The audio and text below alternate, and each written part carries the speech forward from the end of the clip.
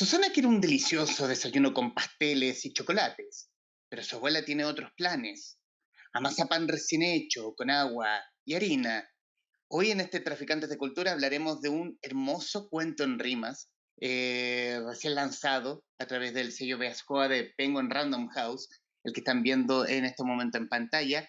¿Qué queda en mi plato? De la escritora Francisca Solar y de la ilustradora Paloma Maya. Hoy tenemos en este momento a quien es la creadora del texto, Francisca Solar, en conversación con el podcast. Francisca, muy bienvenida. Gracias por aceptar Gracias, esta conversación. feliz, feliz. Muchas gracias a ti, Humberto. Aquí quiero irme directo a la idea del libro. Bueno, decir también que durante la conversación se va a sumar Paloma para que se una a la conversación. Y no a la idea del libro. Tengo, bueno, revisando tu carrera como escritora, tú tienes libros como para primera edad, pero, Sí, pero este al menos es el primero ilustrado e ilustrado de esta forma. ¿Cómo, cómo se ajá, cocina una idea como esta? ajá, ajá. Este es mi segundo libro álbum para primeros lectores. Ya tengo uno que se llama Sobre Ruedas, que este es de Ediciones SM. Este es mi segundo. Pero tenía muchas ganas, hace cierto tiempo tenía ganas de hacer algo para primeros lectores, que es básicamente el lector el que necesita asistencia, ¿no? Este es el tipo de libro que no necesariamente lee el niño por sí mismo, sino que le lee a alguien más. Sí, ese es más o menos como la idea, ¿no? Como el contexto.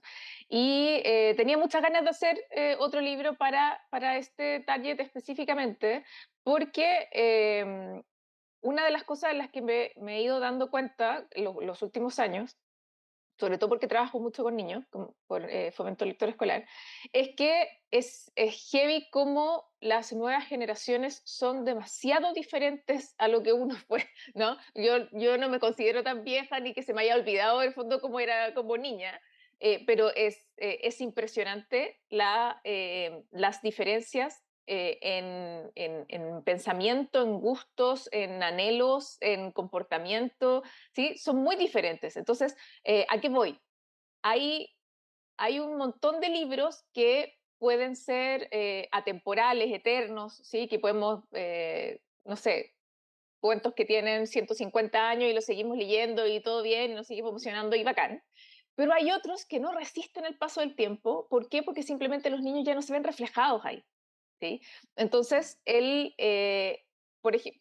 para ir directamente a este libro, una de las cosas que pensé en el fondo para poder hacer este libro es cómo pasamos bruscamente de la cultura del come y calla, ¿no? De es lo Ujú. que hay, ¿no? Yo no sé si pasó eso en tu casa, pero en mi casa era como esto no es hotel, ¿no? Se come lo que hay, ¿no? Y todo bien callado, ¿no? El come y calla. Pasamos del come y calla a un tipo de crianza mucho más responsable de contarle al niño qué es lo que está comiendo, respetar mucho más sus gustos o sus preferencias. Por ejemplo, no sé si has visto en redes sociales, por ejemplo, muchos de estos videos que los papás le graban a sus hijos rogándole a sus papás, por favor, que no coman carne. ¿Por qué? Porque las nuevas generaciones tienen una conciencia, ¿cierto?, medioambiental, animalista, que viene en el ADN, ¿no? Mucho más que cualquier otra generación, mucho más que la Z y que millennials y etcétera.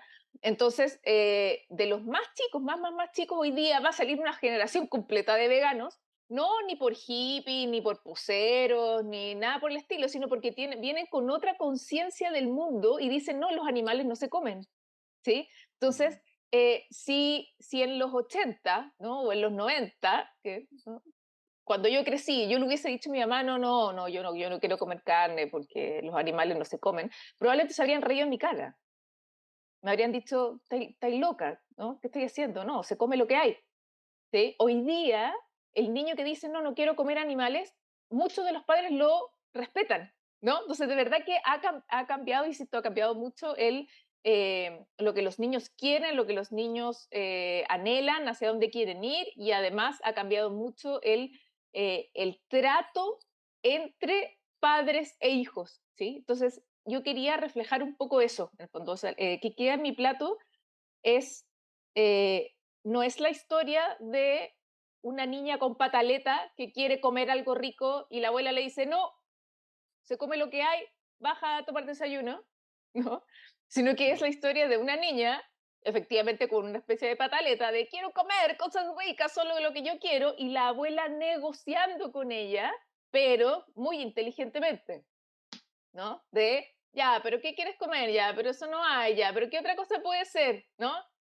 De nuevo, crianza responsable, ¿sí? Que es, de verdad, es un mundo nuevo para muchas de las personas que leen constantemente literatura infantil, lee literatura infantil desde la tenencia, desde la, tenencia, desde la crianza responsable, es otro mundo, es otro lenguaje, es completamente diferente, la postura del escritor es completamente diferente. Es brutal ese cambio que tú mencionas porque, claro, está ese niño con ese niño o niña con conciencia de decir que no quiero comer carne, que le dice a sus papás, pero también en el otro plano también están los padres que fueron criados con el hashtag come y calla, Come y calla, sí. y que de alguna forma uno tiende y que tenderían a repetir el A mismo repetir, patrón, exacto. pero resulta que se suman a esta nueva ola que tiene su niño o niña. Así es, así es. A ver, obviamente todo es transicional, ¿sí? Porque por supuesto que hay un montón de papás hoy día que escuchan a su hijo de 5 años decir yo no quiero comer carne y le dicen qué pena, come y calla, ¿no? O sea, igual, por supuesto, no es que todo cambia mágicamente de la noche a la mañana, por supuesto que no, pero la actitud, el comportamiento de los niños sí es diferente, ¿sí? Ahora, obviamente que también hay expresiones bien exageradas, por así decirlo, de esto mismo, ¿no? En el que hay algunos psicólogos que hablan hoy día de la tiranía de las nuevas generaciones, ¿no? Que ahora ya no es que el adulto te dice come y calla, sino que ahora es el niño el que te dice se come lo que yo digo, ¿no? Y los Ujú. padres no pueden hacer otra cosa que no sea exactamente lo que el niño dice, ¿no? Que es básicamente es la otra polaridad, ¿no? Nos fuimos de una polaridad a la otra. Eso existe también, por supuesto, ¿sí? Yo con este libro no apelo a eso, ¿no? Es posible, pero yo no apelo a eso, sino que apelo más bien a un adulto que entiende que ya no puede simplemente imponer su voluntad. ¿Sí? De ahí vengo yo. Yo vengo de esa generación, de la generación en la que el adulto, en el que los padres simplemente imponían. Se hace lo que yo digo porque sí. Tienes que hacer esto porque yo lo digo. No vas a ir o no vas a hacer tal cosa, ¿por qué? Porque soy tu padre y lo digo, ¿no? Es un poco esa generación de no hay negociación posible, no hay conversación posible, nadie te explica nada, esa como respuesta pasiva ante la autoridad. ¿Sí? Claro. Insisto, esa es como, esos son como mis recuerdos, ¿no? La autoridad es la autoridad y se hace lo que tus papás dicen o lo que el profesor dice, ¿no? Ya llevamos un buen rato transicionando hacia otra cosa. El mundo ya no es así, ¿no? Ya no puede ser simplemente eso. No hemos ido al otro extremo, ¿no? Insisto, eso nos ha Ujú. llevado a irnos al otro extremo, donde tenemos a niños tiranos, efectivamente, donde tenemos alumnos tiranos también. No sé si has visto por ahí también estos eh, episodios que han pasado en colegios de alumnos, por ejemplo, golpeando a sus profesores, o que tú decís, eso jamás lo habrías visto ni en los 80 ni en los 90, o sea, muy poco, jamás. Hoy día se está viendo mucho más. ¿Por qué? Porque efectivamente han cambiado las cosas. Él ya no se le sigue a la autoridad ciegamente, ya no hay ningún niño que te acepte el porque sí. Es como, no, pero explícame. O sea, en fondo, no es que no quiera obedecer, sino que explícame, ¿cachai? O sea, trátame como un ser humano consciente, por así decirlo, ¿sí? Que me parece súper válido, me parece súper bien. Y eso no corre solamente para los más grandes, en el fondo, no para adolescentes, sino que corre desde muy, muy, muy chiquititos, desde de verdad de los más chiquititos.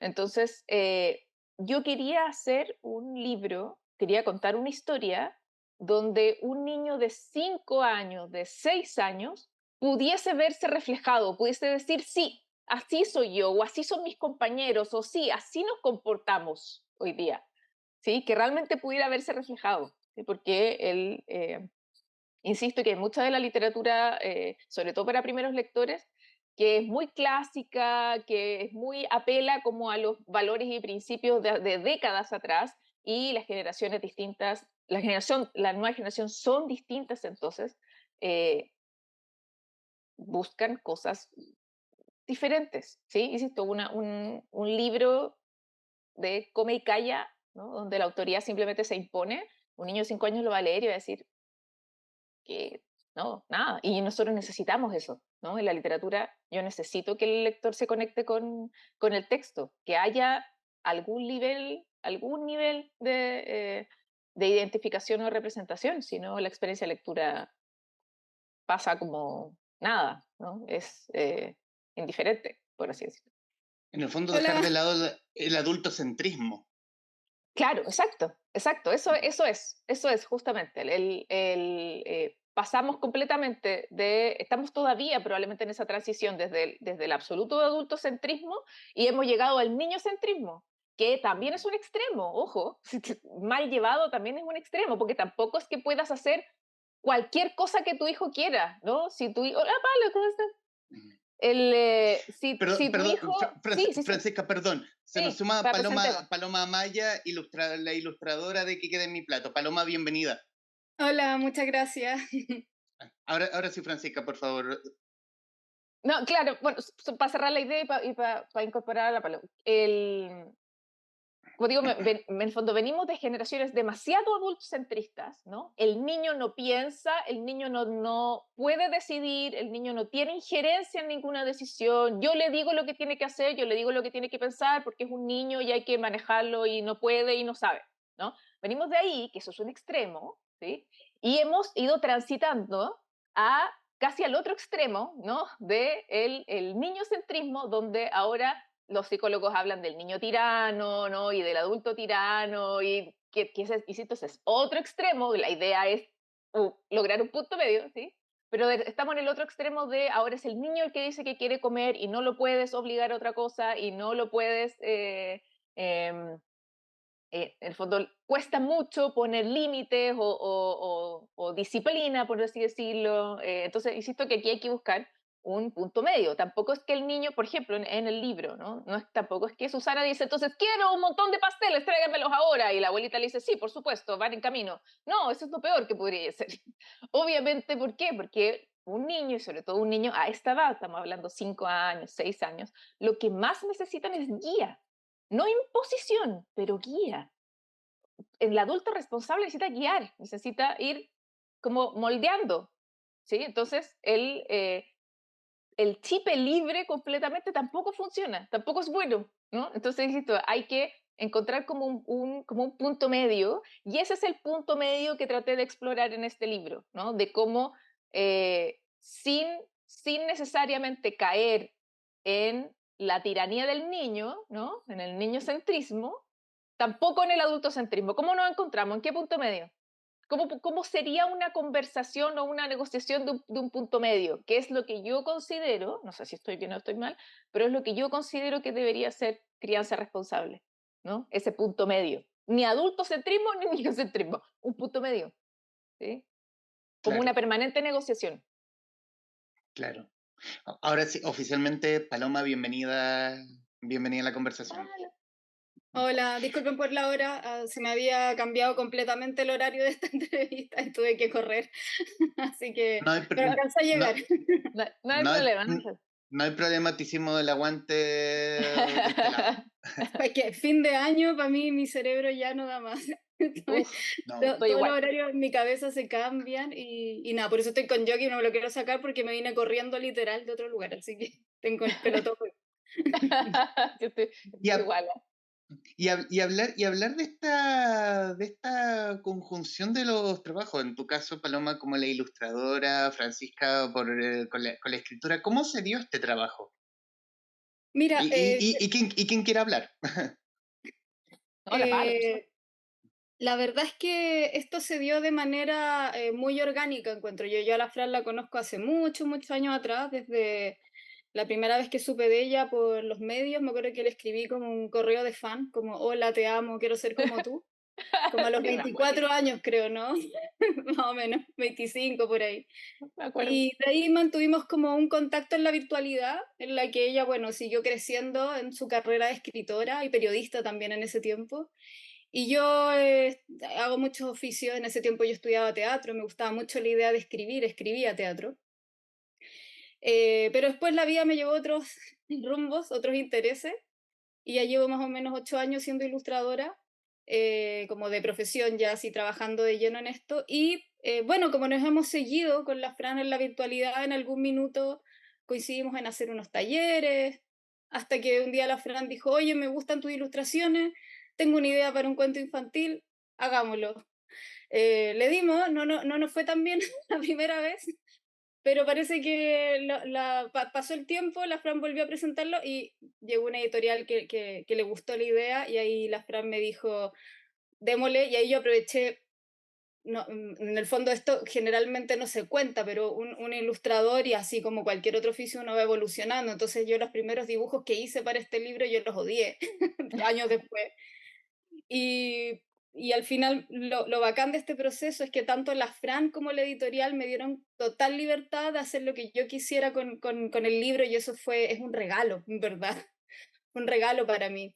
Porque cuando uno se pone como el oficio del ilustrador se pone a merced de trabajar la obra de otra persona, siempre vienen muchos consejos, muchos requerimientos como súper específicos. Y acá nada, acá de verdad tuve completa libertad, así que fue un trabajo que disfruté mucho.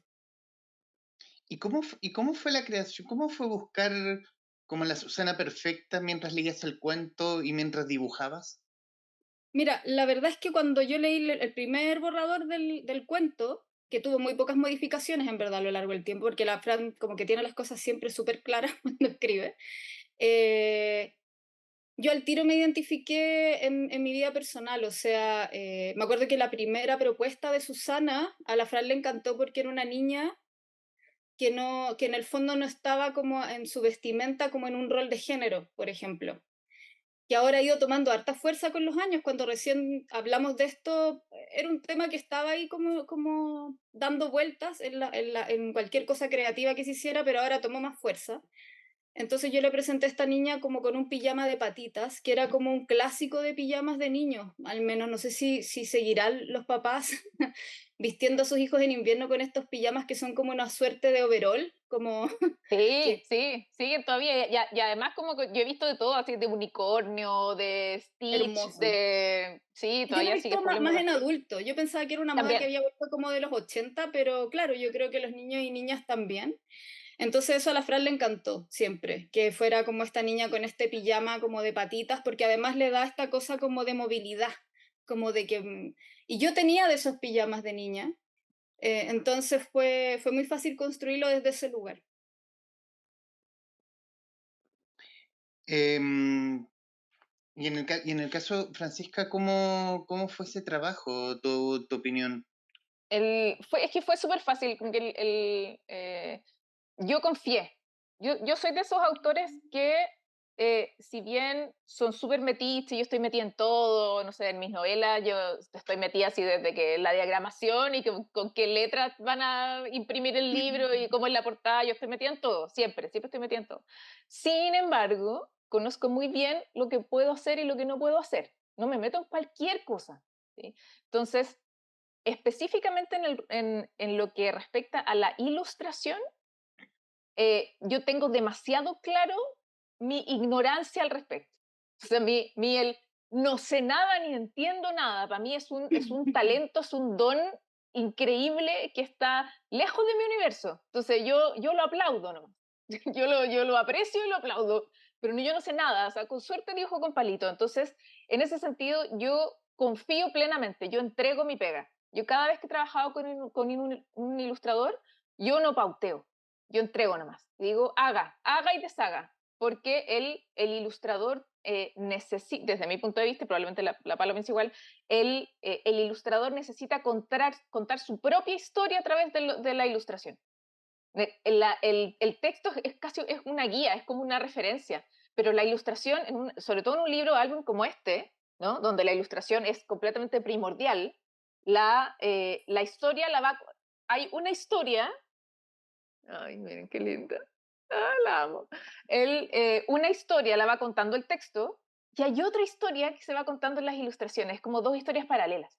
Entonces, el ilustrador es un narrador nato, es otro narrador, ¿sí? Por eso es que aquí, no, aquí en el libro no dice Francisca Solar y abajo dice ilustraciones de Paloma Maya. No, somos coautoras, porque este libro se narra, por así decirlo, dos veces, ¿no? Tiene como dos narraciones sobre lo mismo. Entonces, para mí es muy, muy importante siempre respetar el oficio, respetar el ojo clínico del ilustrador y no pautear, sino que esperar a ver qué es lo que el ilustrador vio, qué es lo que quiso expresar con... Entonces, hay un montón de ilustraciones a lo largo del libro que a mí no se me hubiesen ocurrido jamás, jamás. Y encuentro que la Pablo pero sí dio con el clavo con lo que hizo en ese minuto, con lo que está mostrando en ese minuto, que no necesariamente es lo que está diciendo el texto, sino que está mostrando otra emoción, por ejemplo, o algo complementario.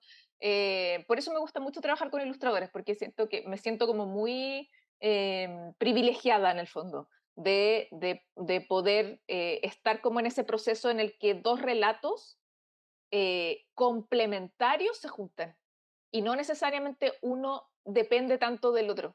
No sé si me di a entender, pero sí, Pero, sí, pero, pero es una gran combinación porque una cosa es lo que dice el texto, otra cosa es lo que dice la ilustración, pero a su vez en conjunto suman mucho. sí, Hacen una meta narración, una sí. gran narración que hace más claro el proceso. Así es, palo, sí, sí, sí. Quiero que Claro, sí. la verdad es que, como bien lo dijo la Fran, la labor del ilustrador, ilustradora en este caso, es de alguna manera complementar con información visual todo aquello que el texto no grafica. O sea, hay cosas que yo grafico como por en el fondo no perder la identidad completa del texto, porque es una, no me puedo, y sobre todo si es un texto infantil, no puedo abstraerme tanto de lo que me está Claro, diciendo el texto, claro. pero sí me puedo dar libertades, por ejemplo, de construir quiénes son estos personajes, porque la Flan crea una situación entre dos personajes. Entonces yo, cuando ella me entrega esta información, que ella me entrega estos dos personajes que tienen una interacción, todo lo demás yo lo puedo complementar con lo que yo imagino quiénes son estos personajes, qué tipo de niña es, cómo se viste, cómo se ve, qué juguetes tiene a su alrededor, cómo es su entorno de la casa, cómo es la casa de esa abuela, cómo es esa abuela, todo eso es información que a mí el texto me da la libertad de complementar desde mi propio imaginario. Entonces, muy bonita esta labor que se hace siempre entre narrador, escritora y ilustrador, porque realmente se produce como esta coautoría, esto de terminar una historia completarla desde lo que hago yo, que es las imágenes. Conversamos con Francisca Solari y Paloma Amaya, autoras de ¿Qué queda en mi plato?, editado por Beascoa, que espero que se pronuncie así, pues la verdad no lo sé. Eh, Sí, Beascoa, sí. Beascoa. Sí, Perfecto. Beascoa. Está perfecto. Quiero irme al camino editorial, muchachos. Ajá. ¿Cómo es el acercamiento con Random House respecto de este libro álbum? Esas historias son bacanes porque hay mucha gente que cree que todo el tema editorial siempre es como muy empaquetado, ¿no? Como muy, que está bien, porque es una vía posible, ¿no? Eso de ir a, ¿no? Llevar tu libro, dejarlo como, por favor, evalúenme, ¿no? Y que ojalá te llamen. Efectivamente, ese es el conducto regular, por supuesto, funciona, todo bien. Pero también hay un montón de otros conductos irregulares en los que estas cosas suceden. Entonces, como bien dijo la Palo antes, la idea de este libro la teníamos hace varios años. Yo la había propuesto a otra editorial que me había dicho que sí, que no sé qué, pero a último minuto se echaron para atrás porque me dijeron que tenían un libro muy parecido, otro libro muy parecido. Entonces, que no, gracias. Entonces nos quedamos ahí como con los crepos hechos con la Palo y ahí ya vino la pandemia, me acuerdo, que sí, entonces en Sí. verdad como que se diluyó todo, yo seguía con mis otros proyectos, entonces en verdad ni me acordé. Bueno, y por esas cosas de la vida el año pasado, eh, no, ni siquiera el año pasado, como a principios de este año, estoy en la presentación de otro libro, nada que ver, y me encuentro con la editora de Beascoa. de Random, que yo no la conocía. Ella se presentó y qué sé yo, hola, ¿cómo estás? Bla, bla, bla. Y hablando, ella me dice, oye, Fran, bueno, y si tienes alguna propuesta como para primeros lectores y qué sé yo, feliz de recibirla. Y ahí dije, claro que tengo, po. Porque al principio le dije, no, la verdad es que en este minuto no, estoy súper enfocada en mis novelas adultas, entonces, pero después dije, no, pues claro que tengo uno de esta lista, entre comillas, ¿no? Está, simplemente no se ha publicado, a ver, te la voy a mandar. O sea, el texto estaba listo, teníamos como 3 o 4 ilustraciones de prueba, con portada incluso, así que le mandé todo eso que tenía y, no, y al tiro, fue un al tiro, sí, por supuesto, lo queremos al tiro, hagámoslo ya. Y todo fue rapidísimo, o sea, en 2 meses, en 3 meses todo estaba listo, o sea, Estaba fue, listísimo. completamente provincial, de la nada, y se aprobó muy rápido y salió muy rápido, o sea, todo fue Sí. De hecho, rapidísimo. la Fran me habló y me dijo como, bueno, yo te llamo para decirte que no es o sea, esto ya es real, no es como un por sí. Como que Yes. tenemos reunión onda esta semana para ir como a firmar contrato. Y yo, ¿qué? ¿Cómo voy a firmar contrato? No entiendo nada, estaba muy feliz. Fue, se dieron todas las cosas, así Se que... dio nomás, claro. Sí, sí. Hay algunos libros que cuesta muchísimo y uno recibe Pero mira, malas eso es un respuestas, pero es un buen mensaje, si es que de repente nos están escuchando por ahí creadores o creadoras, es que a veces no es el momento nomás de un proyecto. sí, A estoy de veces acuerdo. también hay hartas cosas que, en el caso de este libro, no era el momento cuando recién la Fran lo presentó con esas ilustraciones, y yo lo agradezco porque yo cambié mucho mi forma de ilustrar y yo siento que este es un libro que me va a gustar verlo mucho tiempo, o sea, no, es algo que agradezco que haya pasado ese tiempo, por mi lado al menos. Y por otro lado es que a veces, por ejemplo, en el caso de la Fran, así como hablando como en paralelo, su texto se mantuvo, o sea, tuvo sujeto a muy poquitos cambios quizás, entonces, no era el momento de ese texto ahí. Y para mí, por otro lado, fue bueno esperar ese tiempo para poder obtener un libro que a nivel visual fuera algo que con lo que yo me sintiera contenta. Entonces, eso es algo que a veces pasa mucho y muchas personas se desaniman porque Sí, reciben muchos no o muchos no ahora. Y de repente uno tiene que ir buscando, ir diciendo ya, si no fue en este editorial, o no fue con estas personas, o no fue en la empresa que quería, el mundo es vasto, o sea, hay que así es. intentarlo siempre. Y hoy en día hay muchos caminos también para poder quizás hasta autogestionar incluso algún proyecto. Sí, sí, recordarle, como dice la verdad, sobre todo si hay alguien que nos está escuchando, que es ilustrador, que es escritor o está como dentro de las producciones creativas, eh, no olvidar jamás que a pesar de que estamos como súper a merced de ciertas voces como entre comillas autoritarias, ¿no? O sea, como el editor del editorial, ¿no? Hay alguien que te va a juzgar, ¿no? Y que te va a decir, está bien o está mal, ¿sí? No podemos olvidar que igualmente esa voz o esa opinión es una opinión, es Claro. subjetiva. Y así como hay una editorial que puede creer que tu libro es el último bodrio del universo, la editorial de al lado le puede encantar, y exactamente el mismo, y no hay cambiado ni una coma. ¿Sí? Esto pasa regularmente en las industrias creativas, ¿sí? Porque obviamente dependiendo de la editorial, hay personas con otras visiones, con otras líneas editoriales, que buscan cosas distintas o lectores diferentes, entonces tiene quizá mucho más que ver con entender los tiempos de los procesos. ¿Sí? Claro, yo llevo casi 20 años en esto, entonces mientras más vieja, más uno cacha que todo tiene su tiempo y hay ciertos libros que por alguna razón salen al tiro y súper rápido, súper fluido todo, mientras que hay otros que por alguna razón se entrancan, hay que recibir un par de nos entre medio, pero que eso te permite revisar, reevaluar, hacerlo mejor, volver a presentarlo en otro momento. Entonces, yo al menos en toda mi trayectoria tengo ambas experiencias. Tengo experiencias de libros que así hice en 4 semanas y en un mes estaban firmados y lanzados, o sea, muy rápido, sí, rotundos y al tiro, y otros libros donde recibo 2, 3 no y digo, ya sabes qué, lo voy a dejar ahí macerar, voy a dedicar a otras cosas, después vuelvo a eso y terminan igual publicados en otra editorial por otro lado, pero necesitaban ese descanso, necesitaban esa como reflexión. Entonces, la producción creativa tiene de ambas, ¿sí? Y en este caso, este libro, claro, desde su génesis hasta que fue publicado, pasaron varios años, ¿no? Pandemia entre medio. Pero efectivamente, como dice Paloma, el libro ganó mucho en ese proceso. Entonces creo que está viendo la luz en el momento correcto. Creo que este era el momento correcto para que este libro saliera, no antes. Sí, Qué brutal lo que dices respecto de cómo juega en algunos casos para los creadores o creadoras la ansiedad. Porque la ansiedad a veces quiero que salga hasta el tiro. Este libro es el mejor. Y te encuentras con un no, no, no, no, no, no. Y a veces eso agota o echa abajo el ánimo de cualquier creador. Ujú. sí, Sí, sí, es súper habitual. Es súper, súper habitual. Pero es parte de la madurez, es parte del aprendizaje, es parte del oficio. Oye, al final, a ver, puede ser que hay algún libro, alguna historia que te guste un montón, pero la verdad es que está pésimamente mal escrita. Y está súper bien claro. que recibáis esos no, hartos no, hartos no, hasta que digáis, ¿sabéis qué?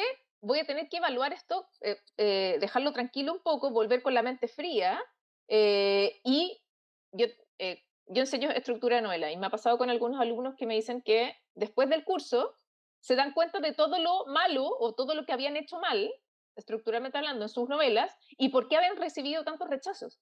Y ellos estaban muy empecinados en que no, en que mi idea está bien, mi novela es súper buena, pero el mundo me odia, ¿no? Pero después, cuando aprenden técnica, así muy específica, se iluminan y dicen, ah, ya entendí por qué. Y entonces rehacen la novela para volver a darle otro chance. Entonces, los no, en este oficio, en los oficios creativos, los no, uno generalmente se los toma súper a pecho, súper personal, son súper golpeadores, pero al mismo tiempo, con el tiempo, uno aprende a valorarlos un montón, porque es lo que realmente te hace crecer.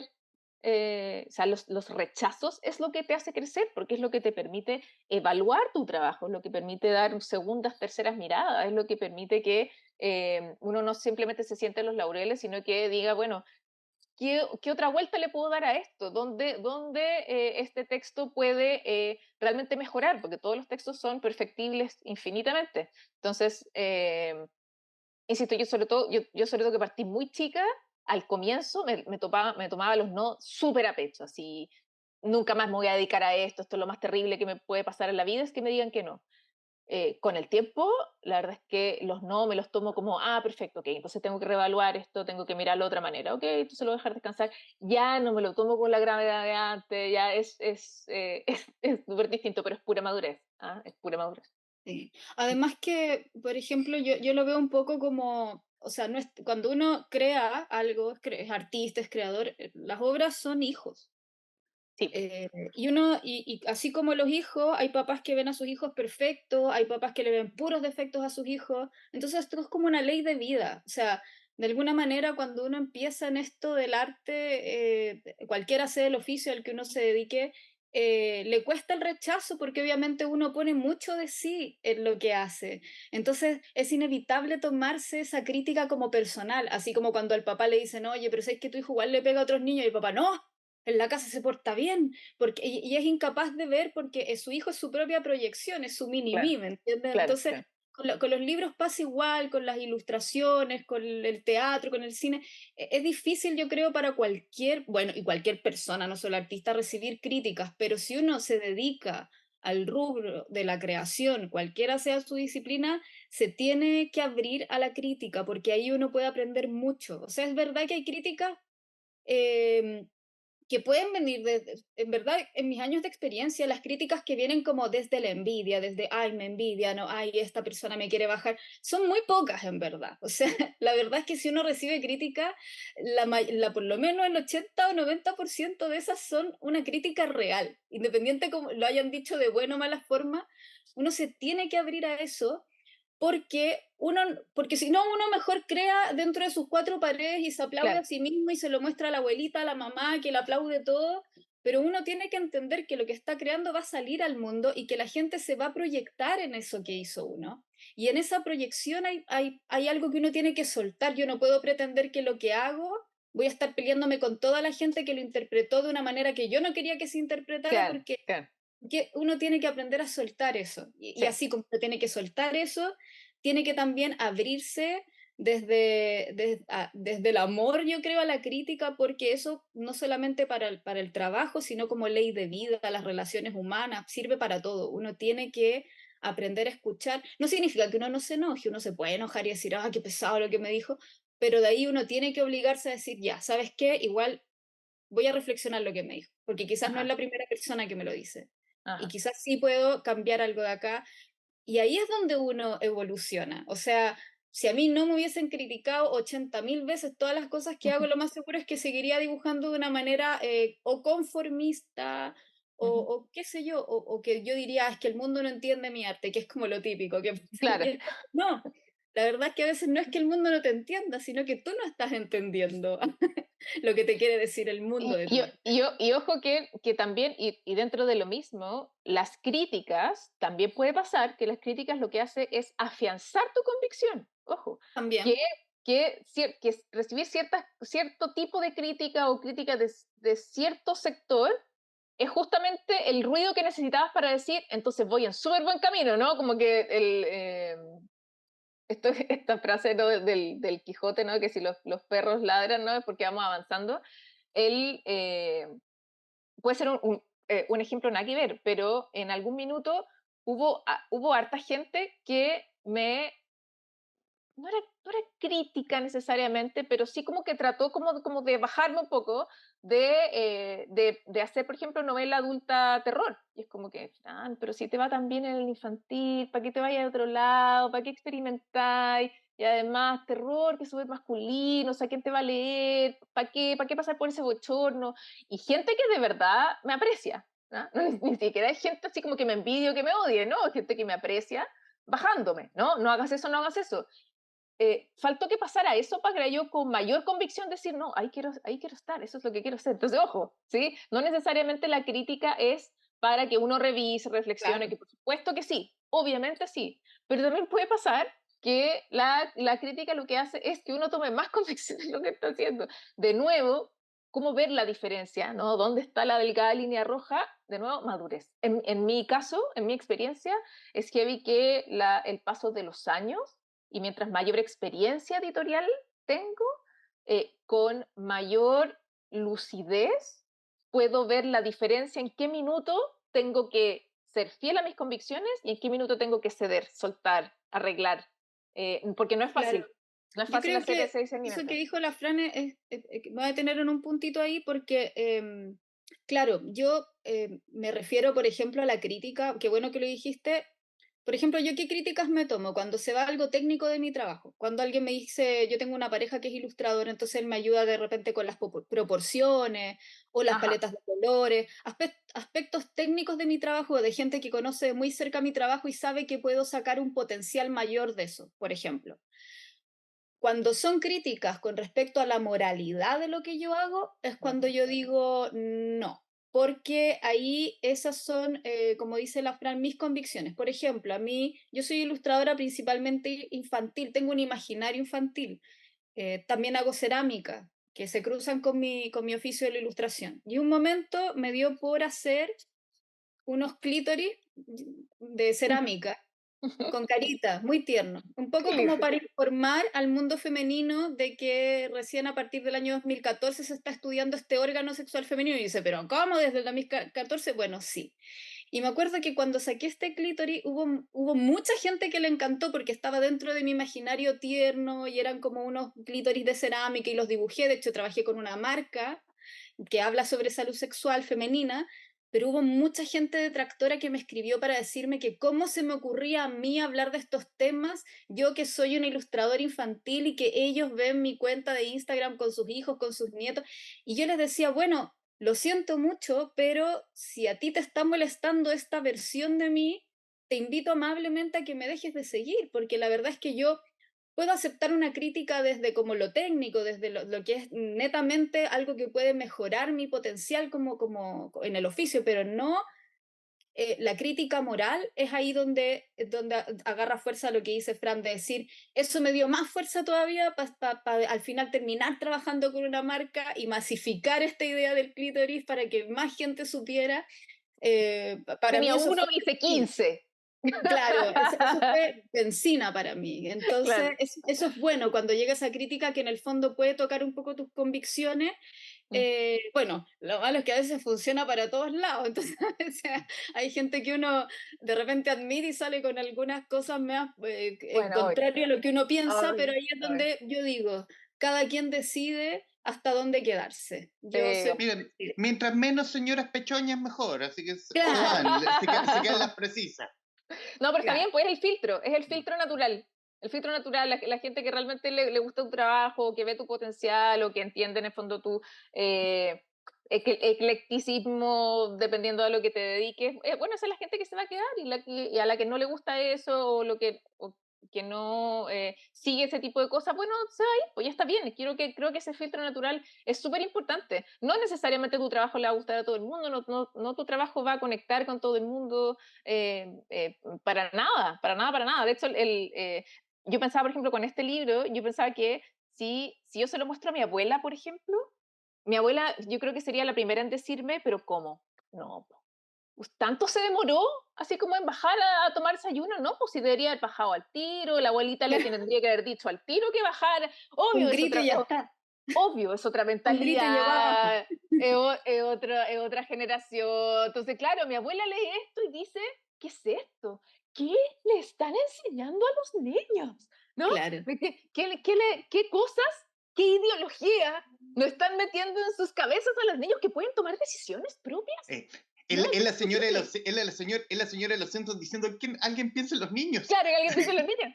Sí, entonces yo tengo clarísimo que, claro, que a lo mejor alguien muy conservador, por ejemplo, que lea este cuento, claro, probablemente va a decir, ay, no, qué atroz esta ideología, estos jóvenes, no sé qué, que le dan tanta aire y tanta, a los niños, así no debería ser, por eso es que tenemos tanta delincuencia en la calle, ¿no? O sea, mira, de más, ¿sí? Pero claramente ese no es el tipo de target para este cuento, porque no puedes llegar a todo el mundo. Mi intención era llegar específicamente, ni siquiera a los papás, ¿no?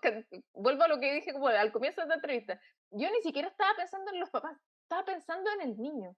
Estaba pensando en Claro. el niño que va a leer esto, que hoy día tiene 5 años, tiene 6 años, y que está buscándose en la literatura, que está buscando lo que su generación es, lo que su generación piensa, lo que su generación siente, ¿no? Está buscando representación en la literatura y que lamentablemente estamos llenos de clásicos que son preciosos, pero no necesariamente representan a las generaciones de hoy. Entonces, yo al menos estoy pensando en el niño, ni siquiera en el adulto. Me va a resultar, no tengo idea, pero esa era mi intención, ¿sí? Como para transparentar. Fran, Paloma, en los minutos que nos quedan, quiero darle las gracias por el tiempo para conversar No. acerca de este hermoso libro álbum y ya finalizando, unas palabras finales de cada una respecto de qué sensación les deja este libro ya publicado en formato ebook, en formato físico en librerías y comienzo con Fran. Palo, quiero que Palo comience. Yo Ah, cierro, yo cierro. Paloma. Sobre todo porque este es el primer libro de Paloma, así como real, así, Sí, ¿no? En tapa publicado. dura. Sí, sí, Mm. entonces claramente la experiencia de Paloma en esto es súper diferente, entonces incluso creo que es más valioso, aún.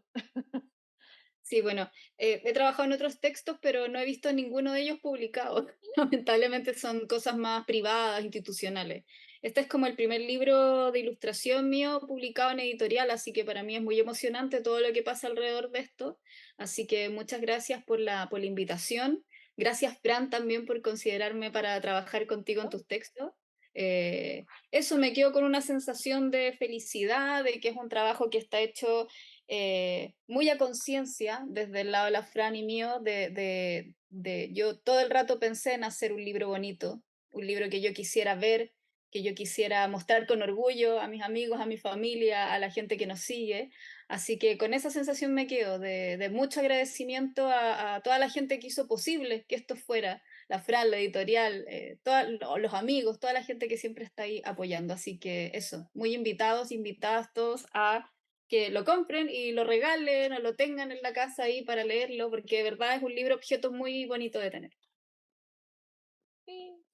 Bueno, y yo agradecidísima también del trabajo de Paloma, porque como te decía antes, yo no dibujo ni con palitos. Entonces, este tipo de libros uno tiene que trabajar con un ilustrador que confíe, ¿sí? Porque yo confío mucho, yo entrego nomás. Entonces, para mí era muy importante trabajar con alguien que yo confiara, que yo sabía que esto iba a resultar bien, que la pega iba a resultar bien, que todo iba a ser bonito. Así que súper agradecida también de la pega de Paloma, muy agradecida de Penguin también, que les gustó la idea y que se movieron muy rápido para que esto saliera.